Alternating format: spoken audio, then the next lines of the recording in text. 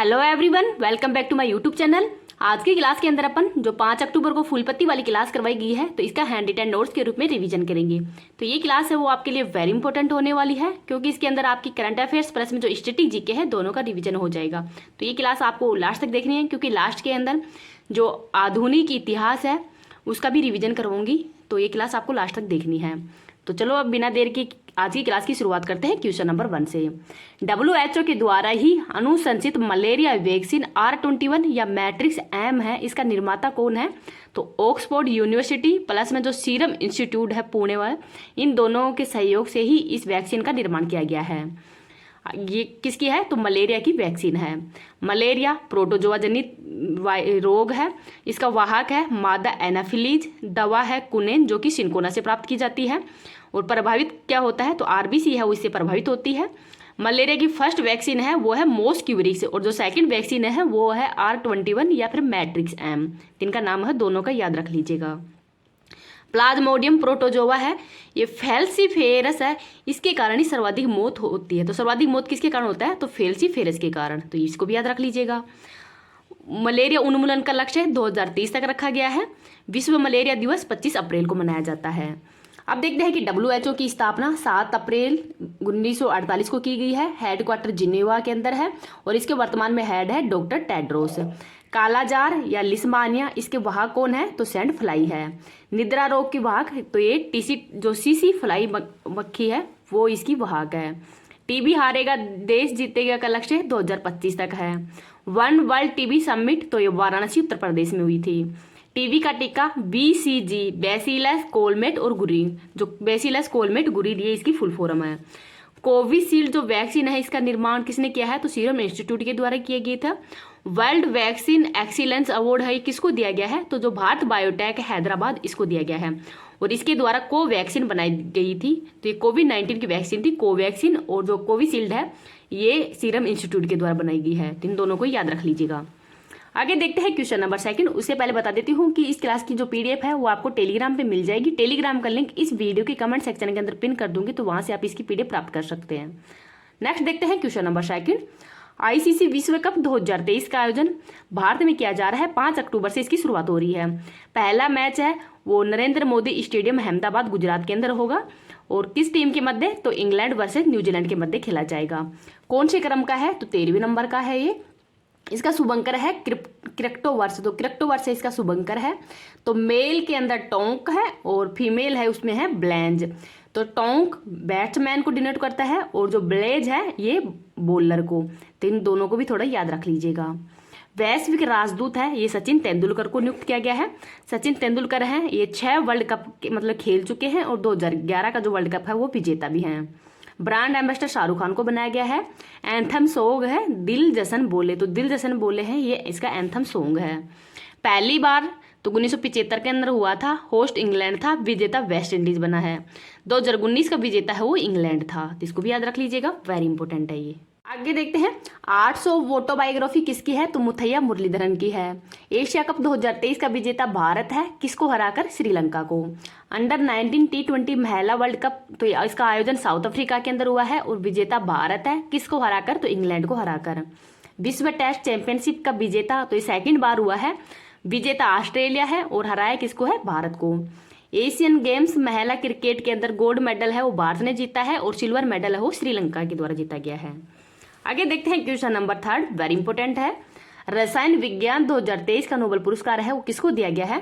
तो Alexei Ekimov, मेंगी बोबेंटी और Lewis Bruce है, इनको दूसरा रसायन विज्ञान है केमिस्ट्री है, इसका नोबेल पुरस्कार दिया गया है। क्यों दिया गया है? तो क्वांटम डॉट्स के कारण इनको ये नोबेल पुरस्कार दिया गया है।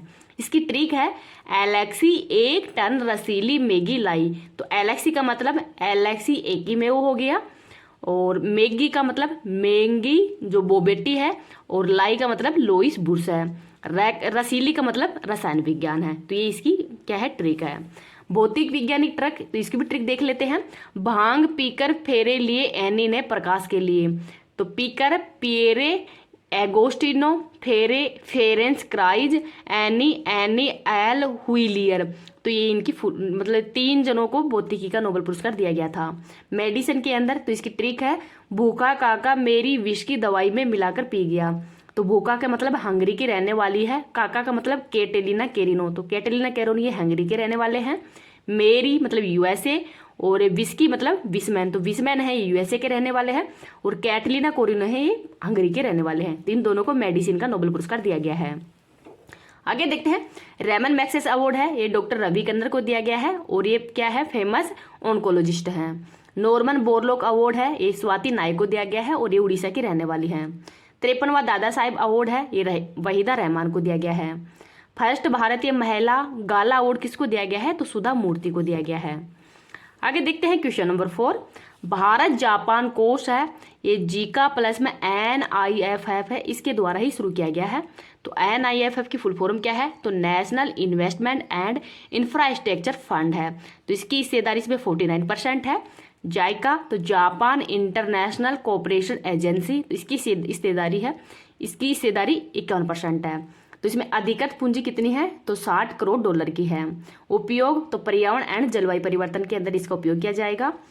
पटना मेट्रो के लिए फंड है वो जापान ने दिया है। चाक परियोजना छत्तीसगढ़ की है, और इसमें विश्व बैंक के द्वारा ही फंड दिया जा रहा है। राजस्थान के अंदर जैव विविधता व वानिकी के लिए फंड है वो फ्रेंच डेवलपमेंट के द्वारा दिया जा रहा है, तो इसको भी याद रख लीजिएगा। आगे देखते हैं, जापान की राजधानी टोक्यो है, मुद्रा येन है, और यहाँ के प्रधानमंत्री है फूमियो किशिदो। संसद का नाम है मतलब डाइट। द्वीप है होन्शु सबसे बड़ा द्वीप है, कायुशु, होकेंडो और शिकोन्सु।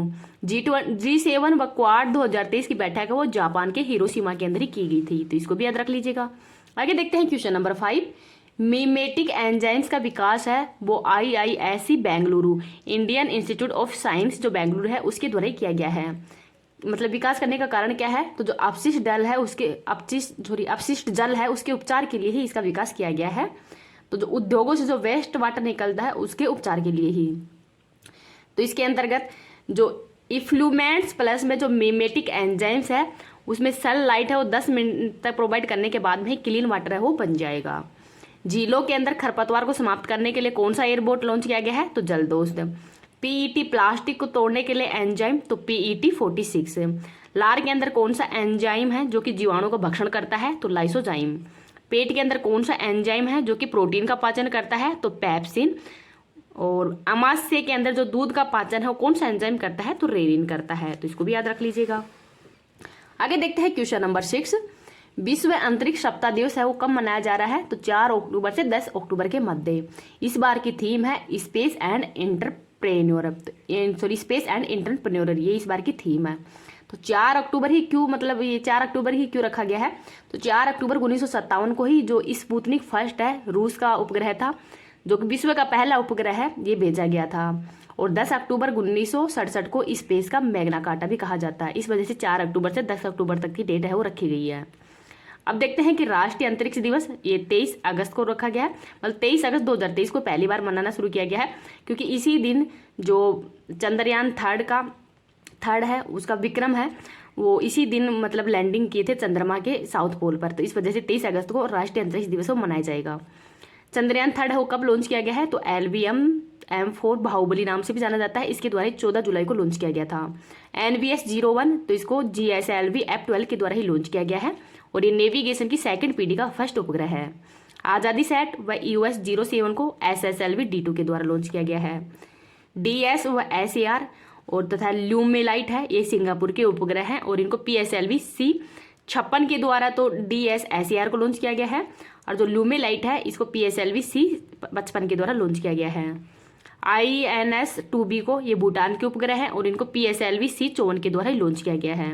आदित्य L1 को तो इसको PSLV C57 के द्वारा लॉन्च किया गया है 2 सितंबर 2023 को ही। सूर्य के अध्ययन के लिए ही इसको लॉन्च किया गया है, तो इसको भी याद रख लीजिएगा।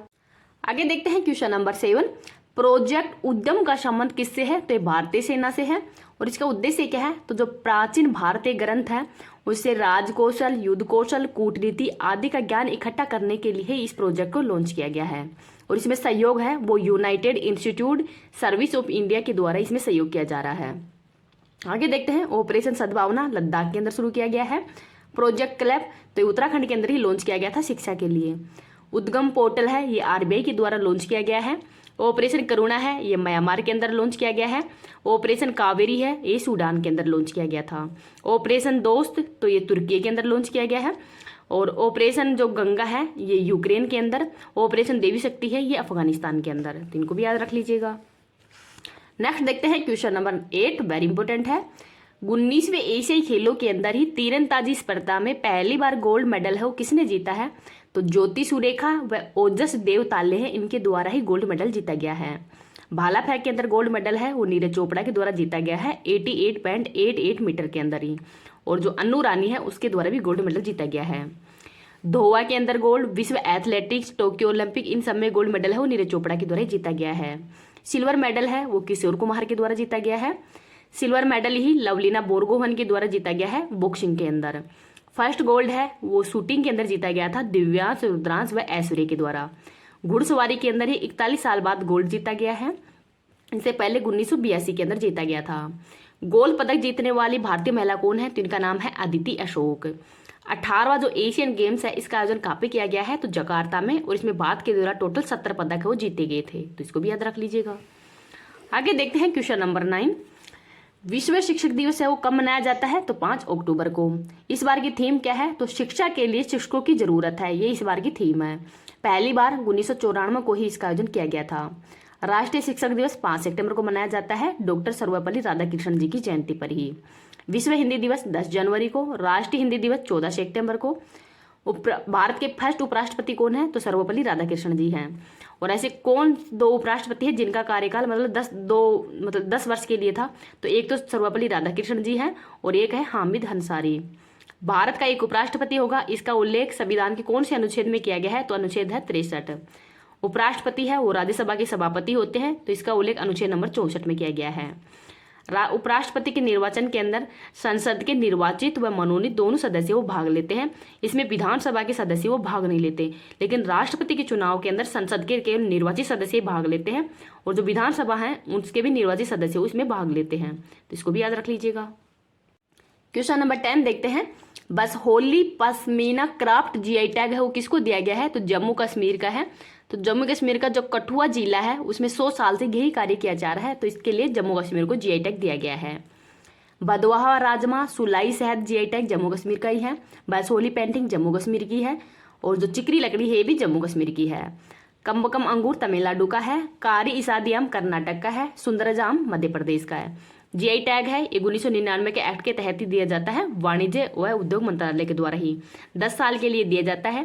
पहली बार जीआई टैग है वो 2004 के अंदर ही दार्जिलिंग की चाय को दिया गया था। आगे देखते हैं क्वेश्चन नंबर 11। जम्मू कश्मीर के उपराज्यपाल मनोज सिन्हा ने ही श्रीनगर से सीआरपीएफ महिला बाइक अभियान है यशस्विनी इसको प्रारंभ किया गया है। तो जो महिला बाइक अभियान है यशस्विनी इसको शुरू किया गया है किसके द्वारा? तो मनोज सिन्हा के द्वारा ही। तो इसको भी याद रख लीजिएगा। अब जो अपन आधुनिक इतिहास के अंदर जो यूरोपियनों का आगमन हुआ था भारत के अंदर, तो सबसे पहले कौन आया था, उसके बाद में कौन है और उन्होंने कंपनी कहाँ कहाँ भी स्थापित की है, तो उसका भी रिवीजन कर लेते हैं, जिससे कि आपकी स्ट्रेटेजी है वो भी अच्छी हो जाएगी। आज मैं शॉर्ट नोट्स के अंदर ही मतलब चार्ट के रूप में आपको समझा रही हूँ। डिटेल से जब सर के द्वारा जो ब्रह्मास्त्र बैच के अंदर जो आधुनिक इतिहास वो पूरा कंप्लीट हो जाएगा तो मैं उसकी पीडीएफ है वो आपके पास में प्रोवाइड करवा दूंगी। अब देखते हैं कि सबसे पहले यूरोपीय कंपनी मतलब कौन आई थी भारत के अंदर? तो पुर्तगाली आए थे 1498 के अंदर ही। और इनकी पहली बार कंपनी कहाँ पे स्थापित की गई है? तो कोचीन के अंदर 1503 में स्थापित की गई है। इसके बाद में डच आए थे 1602 के अंदर और इन्होंने मसूलीपट्टनम के अंदर ही 1605 के अंदर अपनी कंपनी है वो स्थापित की थी। अंग्रेज आए थे 1600 के अंदर और इन्होंने सूरत के अंदर ही 1608 के अंदर कंपनी स्थापित की है। डेनिश 1616 में आए हैं और त्रावणकोर के अंदर 1620 में कंपनी स्थापित की है।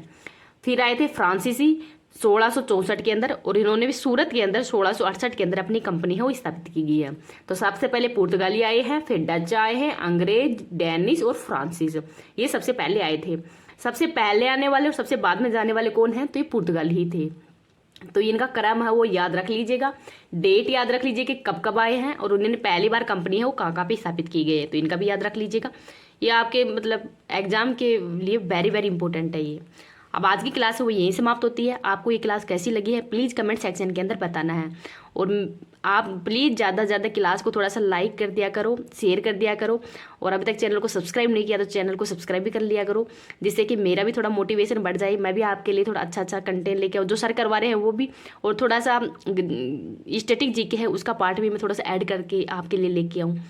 तो ये आप थोड़ा सा आप अच्छा मतलब रेस्पॉन्स देंगे तभी मेरा थोड़ा मोटिवेशन बढ़ेगा, और तभी मैं आपके लिए थोड़ा अच्छा कंटेंट लेके आऊँगी। Thank you.